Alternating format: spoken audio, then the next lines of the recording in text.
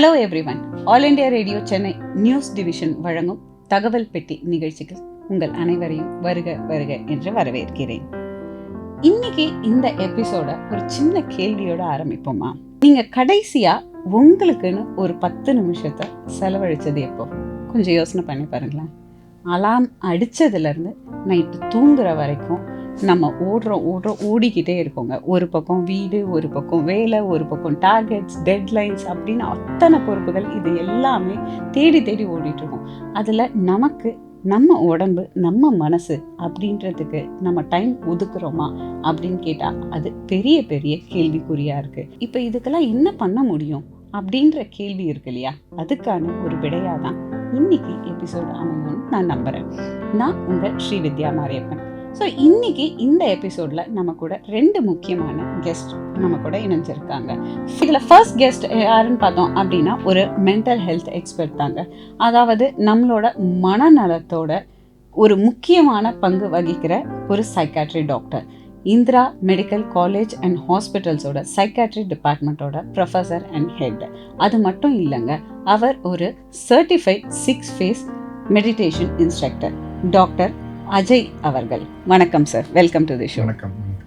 So அடுத்ததா சென்னை அரும்பாக்கத்தில் இருக்க government yoga and naturopathy medical college and ஹாஸ்பிட்டலோட manipulative therapy department HOD and professor doctor Deepa அவர்கள்.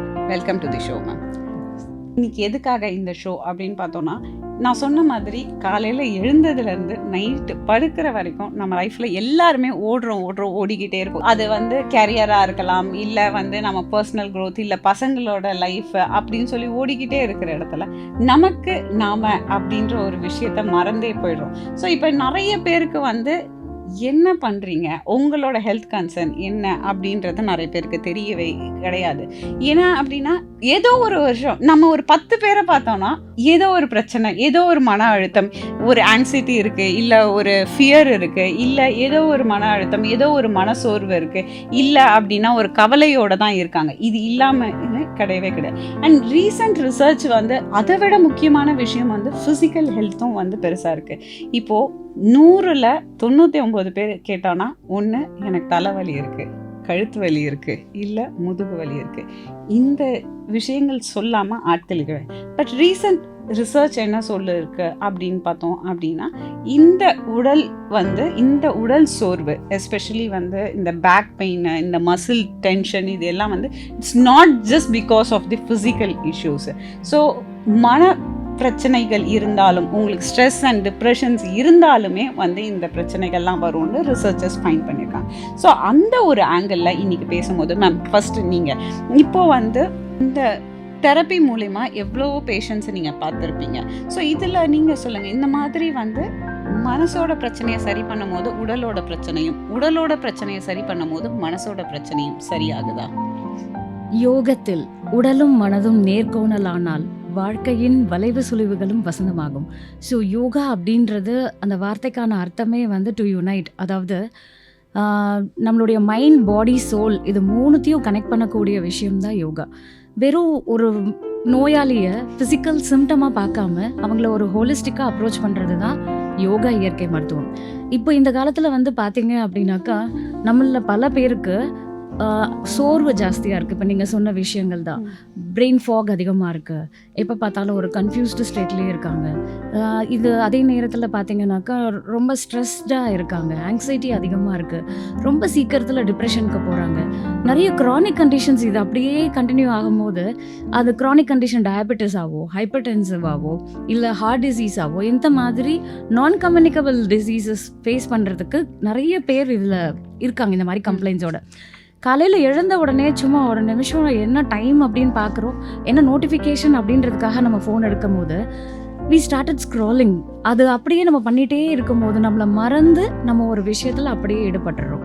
ஸோ இந்த மாதிரி விஷயங்கள் எப்படி ஃபிசிக்கலாக, மென்டலாக நம்மளுடைய ஹெல்த் அஃபெக்ட் பண்ணுது.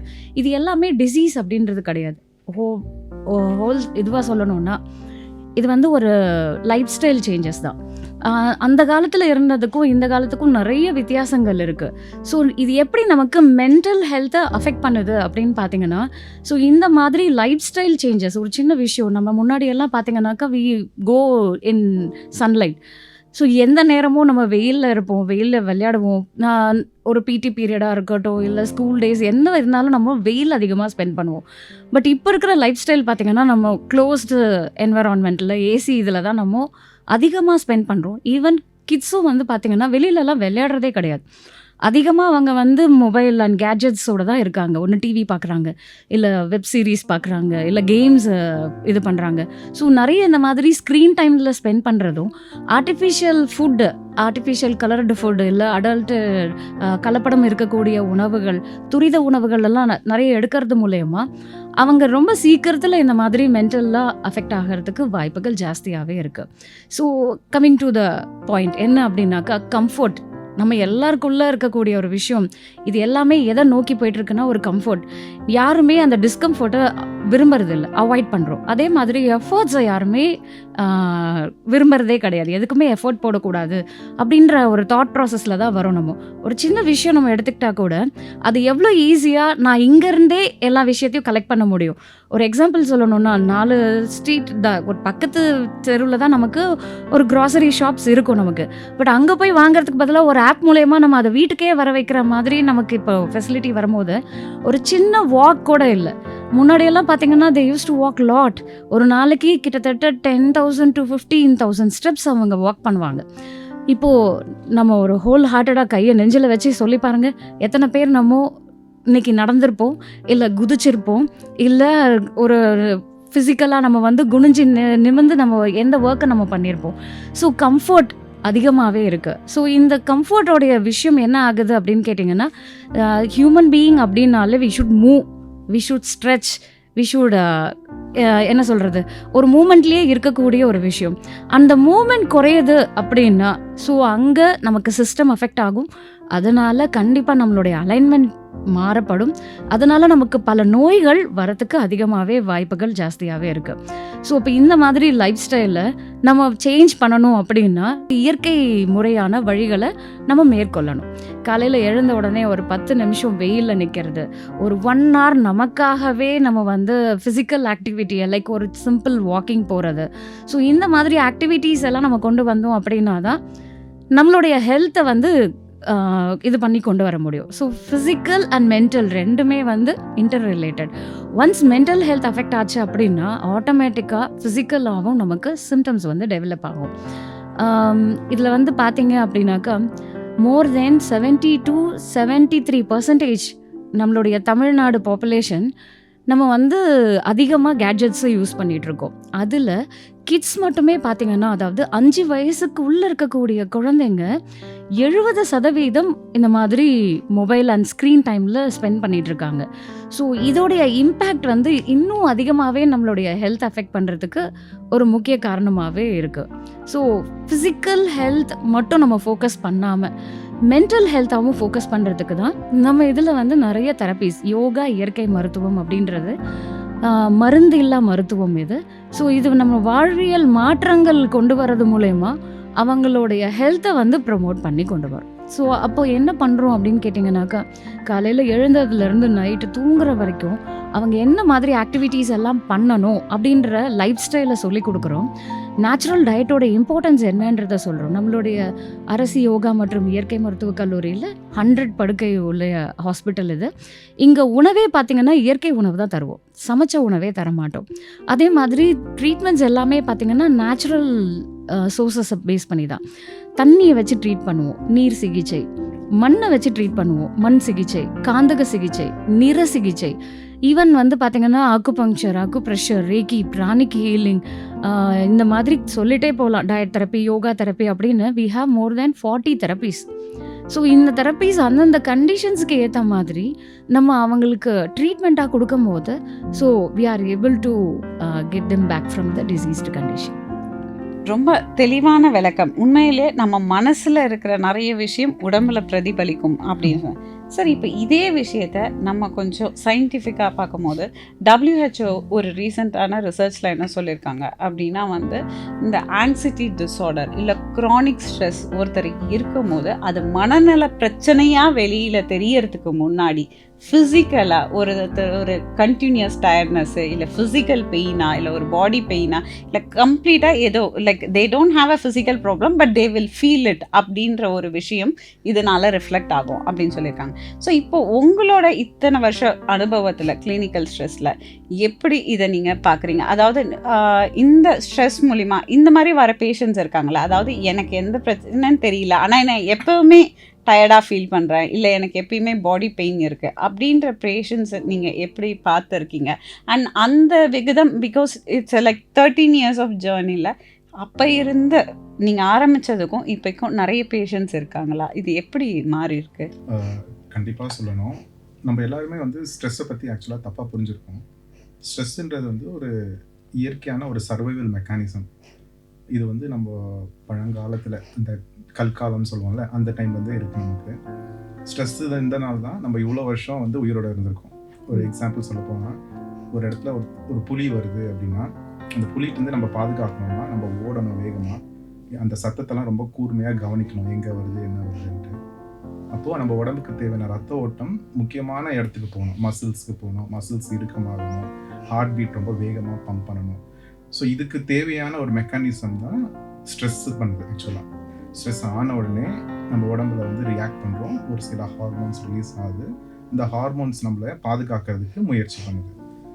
அந்த காலத்தில் புலி ஸ்ட்ரெஸ்ஸாக இருந்துச்சு, பட் இந்த காலத்தில் நமக்கு ஸ்ட்ரெஸ்ஸாக இருக்கிறதுலாம் வந்து பார்த்திங்கன்னா இஎம்ஐ, எக்ஸாம்ஸ், ரிலேஷன்ஷிப்பில் வர ப்ராப்ளம்ஸ், குழந்தைங்க ஸ்க்ரீன் டைம் பண்ணுறது, இந்த மாதிரியான விஷயங்கள் தான் ஸ்ட்ரெஸ்ஸாக நம்ம பார்க்குறோம். அப்போ இந்த காலத்துக்கு ஸ்ட்ரெஸ்ஸுக்கும் ஆக்சுவலாக வந்து என்ன பண்ணுதுன்னா நம்ம பாடி ப்ரொடெக்ட் தான் பண்ணுது. அதோடைய வேலை என்ன பண்ணுதுன்னா வந்து ஹார்மோனை சுரக்குது. ஹார்மோன் சுரந்தோடனே நம்ம பாடியில் ஹார்ட் பீட் ரொம்ப வேகமாக துடிக்க ஆரம்பிக்குது, உடம்புல இருக்க தசைகள்லாம் இறுக்கமாகுது. ஸோ இப்படி தான் வந்து ஸ்ட்ரெஸ் வந்து ரியாக்ட் பண்ணுது. இது வந்து நார்மல் மெக்கானிசம் தான் இது. பட் அதுவே கன்சிஸ்டண்ட்டாக நம்ம உடம்புல இருந்துக்கிட்டே இருக்கும்போது ஒரு பாயிண்ட் ஆஃப் டைமில் நம்ம உடம்புல இமீடியட்டாக தேவைப்படுற அந்த ஸ்ட்ரெஸ் ஹார்மோன் தாண்டி கார்டிசோல் அப்படின்ற ஒரு ஸ்ட்ரெஸ் ஹார்மோன் சுரக்க ஆரம்பிக்குது. இந்த ஹார்மோன் தொடர்ந்து நம்ம ரத்தத்தில் இருக்கும்போது உடல்லையும் நிறைய மாற்றங்கள் இருக்கிறது. உதாரணத்துக்கு சர்க்கரை அளவு அதிகமாகுது, நம்மளுடைய தூக்கம் கெடுதல், அப்புறம் முடி கொட்டுதல், ஸ்கின்னு ட்ரை ஆகிறது, கருத்து போகிறது, இந்த மாதிரியான பல வகையான மாற்றங்கள் ஏற்படுது. அது கன்சிஸ்டண்ட்டாக இருக்கும்போது நம்மளுடைய மூளையிலையும் சில மாற்றங்கள் ஏற்படுது. ஸோ இதனால் நம்மளுடைய கான்சன்ட்ரேஷன் அஃபெக்ட் ஆகுது. நம்ம ஒர்க் பிளேஸில் மிஸ்டேக்ஸ் பண்ணுறோம், தூக்கம் இல்லாமல் இன்னும் அதிகமாகுது, அதனால் இன்னும் பதட்டம் அதிகமாகுது, மன அழுத்தம் இன்னும் அதிகமாகுது. இந்த மாதிரி கன்சிஸ்டண்ட்டாக போகும்போது ஒரு பாயிண்ட் ஆஃப் டைமில் நமக்கு ஒரு பதட்டமாக இருக்கிற ஒரு விஷயம், நார்மலான ஒரு எமோஷன், அது நோயாக மாறுது. அந்த செயல் இழப்பு வரமேது அது நோயாக மாறுது. அப்போ அதுக்கு நம்ம ட்ரீட்மெண்ட் பண்ண வேண்டிய சூழ்நிலை வருது. ஸோ இப்படி தான் நம்ம பார்க்கணும். ஸோ இது ஒன்லி வந்து நம்ம பதட்டம்னா மனசு மட்டும்தான் இல்லை, அது உடலில் ஏற்படுற மாற்றங்களும் சேர்ந்து தான் ஒரு நோயாக வெளிப்படுது. அது நம்ம வந்து ஒரு மனநோயாக மட்டும் தான் பார்க்குறோம் ஆக்சுவலாக. ஸோ நீங்கள் சொல்கிறத பார்த்தா ஸ்ட்ரெஸ்ஸுன்றது வந்து எப்பயுமே நமக்கு இருக்கிறது தான், இருக்க வேண்டிய ஒரு விஷயம் தான். ஃபைட் ஆர் ஃப்ளைட் மோடு, அந்த மோடில் இருக்கிற விஷயம் தான் நம்மளோட டெவலப்மெண்ட். பட் அதையே வந்து ப்ரொலாங்டாக இருக்கும் போது, அது இது பண்ணி போகும்போது நீங்கள் சொல்கிற ஒரு விஷயம் அது அவசியம். இப்போ ஒரு ஸ்மோக் அலாரம் வச்சுருக்கோன்னா, நம்ம தீ வந்துச்சுன்னா அது வேணும் நமக்கு. ஆனால் எப்போவுமே அலாரம் அடிச்சுக்கிட்டே இருந்தால் நம்மளால நார்மலாக இருக்க முடியாது. அந்த மாதிரி. ஸோ அந்த ஒரு டிஃப்ரென்ஸ். ஸோ ஸ்ட்ரெஸ்ஸுன்னோடனே நம்ம யாருமே அப்படியே பயப்பட வேண்டிய ஒரு விஷயம் இல்லை அப்படின்றதே வந்து எனக்கு தெரிஞ்சு நிறைய பேருக்கு புதுசாக இருக்கும்னு நினைக்கிறேன். ஆக்சுவலாக ஸ்ட்ரெஸ் அப்படின்றது 2 விதம் இருக்குது. யூஸ்ட்ரெஸ், டிஸ்ட்ரெஸ் அப்படின்னு சொல்லுவோம். குட் ஸ்ட்ரெஸ், பேட் ஸ்ட்ரெஸ் தான் அப்படி சொல்கிறது. குட் ஸ்ட்ரெஸ் அப்படின்றது நம்மளை அடுத்தடுத்து மோட்டிவேட் பண்ணி நம்மளை ஒரு ப்ரொக்ரெஸ்க்கு கொண்டு போகக்கூடிய ஒரு விஷயம் குட் ஸ்ட்ரெஸ். ஆனால் இதே பேட் ஸ்ட்ரெஸ் தான் வந்து நமக்கு லாங் ரன்னில் அது இருந்துக்கிட்டே இருக்கும் போது, சார் சொன்ன மாதிரி கார்டிசால் லெவல் ஜாஸ்தி ஆகும்போது அது அவங்களுக்கு டிசீஸாக அது கன்வெர்ட் ஆகுது. இன்ஃபேக்ட் ஒரு ரீசெண்டான ரிசர்ச்சில் என்ன சொல்கிறாங்கன்னா, ஸ்ட்ரெஸ்ஸு பிரச்சனை கிடையாது, ஸ்ட்ரெஸ்ஸை பார்க்குற விதம் தான் பிரச்சனை அப்படின்னு சொல்லியிருக்காங்க. அந்த ஆராய்ச்சியில் வந்து பார்த்திங்கன்னா 2 விதமான குரூப்பாக பிரிச்சிடுறாங்க. ஒரு குரூப்புக்கு வந்து ஸ்ட்ரெஸ்ஸுனா ரொம்ப கெடுதல் அப்படின்னு சொல்லி அவங்கள வந்து ஃபேஸ் பண்ண வைக்கிறாங்க அதே ஸ்ட்ரெஸ்ஸை. இன்னொரு குரூப் கிட்ட ஸ்ட்ரெஸ் உங்களோட வளர்ச்சிக்கு உதவி பண்ணுதுன்னு சொல்லி புரிய வச்சு அதையே ஸ்ட்ரெஸ்ஸை ஃபேஸ் பண்ண வைக்கிறாங்க. பட் அவுட்கம் பார்க்கும்போது யாரெல்லாம் ஸ்ட்ரெஸ்ஸு கெடுதல் நினச்சாங்களோ அவங்களுக்கு உடல் நலம் கேடு ஏற்படுது, கவனம் சிதறது ஏற்படுது, தூக்கம் அஃபெக்ட் ஆகுது, ஈவன் இம்யூனிட்டி கூட குறையுதுன்னு சொல்கிறாங்க. பட் ஸ்ட்ரெஸ்ஸு நல்லதுன்னு சொன்னவங்களுக்கு அவங்களுடைய லைஃப்பில் அவங்களோட அவுட்கம் க்ரோத் எல்லாமே நல்லா இருக்குது, இம்யூனிட்டி நல்லா இருக்குன்னு சொல்கிறாங்க. ஸோ ஸ்ட்ரெஸ்ஸை நம்ம பார்க்குற விதமும் அதோட அவுட்கம் வந்து மாற்றும். நீங்கள் 2 விஷயம் சொன்னீங்க, கார்டிசால் அந்த தூக்கமின்மை. இப்போது நம்மளில் நிறைய பேருக்கு இருக்கிற எல்லாருக்குமே ஒரு கேள்வி வரும். என்ன அப்படின்னா, காலையிலேருந்து நைட்டு வரைக்கும் நம்ம ஓடிக்கிட்டே இருக்கோம்.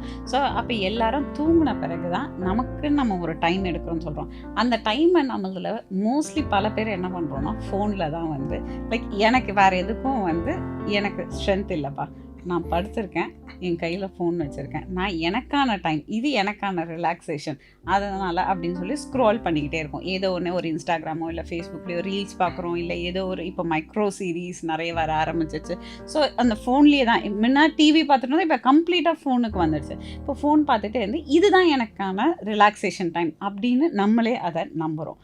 பட் வேறஸ் இப்போ ரீசெண்டான ரிசர்ச்சஸ் என்ன சொல்லுது அப்படின்னா வந்து அந்த ஃபோன் ஸ்க்ரோலிங், எஸ்பெஷலி இந்த டூம் ஸ்க்ரோலிங் வந்து அந்த 5 நிமிஷம்னு ஆரம்பிக்கிறது 1 மணி நேரம் 1.5 மணி நேரம் போயிடுது. ஸோ அப்படி போகிறதுனாலையும் அந்த ப்ளூ லைட்ஸ்னாலையும் வந்து ஏகப்பட்ட ப்ராப்ளம் வந்து உருவாக்குது. அண்ட் அகெயின் இது வந்து நம்மளோட கார்டிசால் லெவலை இன்க்ரீஸ் பண்ணுது அப்படின்னு சயின்டிஃபிக்காக ப்ரூவ் பண்ணியிருக்காங்க. அதாவது எப்படி இருக்குன்னா, நம்ம ஸ்ட்ரெஸ்லேருந்து நம்ம ரிலாக்ஸ் ஆகிறோம், நம்ம பிரச்சனையிலேருந்து எனக்கு ஒரு ரிலாக்ஸேஷன் வேணும்னு செய்கிற விஷயமே அப்பப்போ பிரச்சனையை உருவாக்குது அப்படின்ற மாதிரி ஆயிடுது. ஸோ அப்படி இருக்கிறதுல இப்போ இந்த mobile phone, because we all ஃபிசிக்கலாக வந்து we are exhausted on the டேல எவ்வளவோ வேலை. அப்படி இருக்கும்போது இந்த ஃபோன் இல்லாமல் எனக்கான டைம் நைட்டு அந்த தூங்குறதுக்கு முன்னாடி கொஞ்சம் டைமை ஸ்பெண்ட் பண்ணுறது எப்படி ஸ்பெண்ட் பண்ணலாம் டாக்டர்? நம்ம எல்லாருமே வந்து ஃபோன் பார்க்குறதுக்கு இன்னொரு காரணம் என்னென்னா, நம்ம நைட்டில் படுத்தவனே யாருமே டிஸ்டர்ப் பண்ணாமல் இருக்கும்போது நமக்கு வந்து ஓவர் திங்க் பண்ண ஸ்டார்ட் பண்ணும், சிம்பிளாக சொல்லப்போனால். ஏன்னா அந்த நேரத்தில் நமக்கு எந்த ஒரு டிஸ்ட்ராக்ஷனும் கிடையாது. இந்த ஓவர் திங்க் ஸ்டார்ட் பண்ண உடனே நம்ம மனசு பயம் வந்துடும். ஐயோ ஏதோ திங்க் பண்ணிகிட்டே இருக்குமே, ஏதோ டேஞ்சரோ அப்படின்னு திங்க் பண்ண ஆரம்பித்த உடனே ஆட்டோமேட்டிக்காக நம்ம அதை டிஸ்ட்ராக்ட் பண்ணுறதுக்காக நம்ம ஃபோன் எடுத்துக்கிறோம். நீங்கள் ஃபோன் எடுத்தவொடனே நீங்கள் சொன்னது தான் நடக்கும். 5 மினிட்ஸ் ரிலாக்ஸ் பண்ணலான்னு நினைக்கிறோம், but again it is end up in 3 ஹவர்ஸோ இல்லை 2 ஹவர்ஸ்லையோ முடிஞ்சிருது. ஸ்ட்ரிக்டான ஒரு ரூல்ஸ், தூங்க போகிறதுக்கு முன்னாடி 1 மணி நேரத்துக்கு முன்னாடி ஃபோனை கட் பண்ணுறது ரொம்ப ரொம்ப அவசியம். எங்கள் வீட்டிலலாம் இது ஒரு ரூல்ஸாகவே இருக்குது. ஃபோன் வந்து பெட்ரூம்குள்ளே வரக்கூடாது, வந்ததான் நீங்கள் வெளியே இருந்துக்கோங்க அப்படின்னு சொல்லிட்டு. அண்ட் என்னோடய கிளையண்ட்ஸ்க்கெலாம் நான் சொல்கிறது ரொம்ப முக்கியமான விஷயம்னா, உங்களுக்கு ஃபோன் பார்க்க வேண்டிய கட்டாயம் இருந்தால் லைட் போடுங்க, லைட் போட்டு உட்காந்து பாருங்கள். படுத்துக்கிட்டே லைட் ஆஃப் பண்ணிட்டு நீங்கள் ஃபோன் பார்க்குறத கண்டிப்பாக அவாய்ட் பண்ணணும். ஏன்னா அந்த ப்ளூ லைட்டோட எஃபெக்ட் இன்னும் அதிகமாகிடும். 2வது, படுத்துக்கிட்டே ஃபோன் பார்க்குறது இன்னும் ஒரு டேஞ்சரஸான விஷயம். ஏன்னா நம்ம படுக்க போகிறோம், லைட் ஆஃப் பண்ணிட்டோம்னா பிரெயினுக்கு நம்ம சொல்கிற இன்ஃபர்மேஷன் தூங்க போகிறோம். ஆனால் தூங்க போகிற நேரத்தில் நம்ம லைட்டு போட்டு பார்க்கும்போது அது பிரெயினுக்கே ஒரு கன்ஃப்ளிக்டிங்காக இருக்கும். இப்போ நம்ம தூங்க போகல, ஃபோன் பார்க்க போகிறோம் தான் அதுக்கு தோணும். இப்போ நாளைக்கு உங்களுக்கு தூக்கம் அவசியமான ஒரு நேரத்தில் நீங்கள் படுத்துட்டு ஃபோனை எடுத்து பார்க்கணுன்னு தான் தோணுமே தவிர உங்கள் பிரெயினுக்கு வந்து தூக்கம் உடனே வரவே வராது. ஸோ நம்மளே நம்ம பிரெயினை ட்ரெயின் பண்ணிவிட்டு நம்மளே அதை தப்பு சொல்லக்கூடாது. ஏன் இன்னைக்கு தூக்கம் வர மாட்டேங்குது எனக்கு அப்படின்னு அதை குறையவும் சொல்லக்கூடாது. ஸோ இது வந்து ரொம்ப முக்கியமான விஷயமா பார்க்கணும்.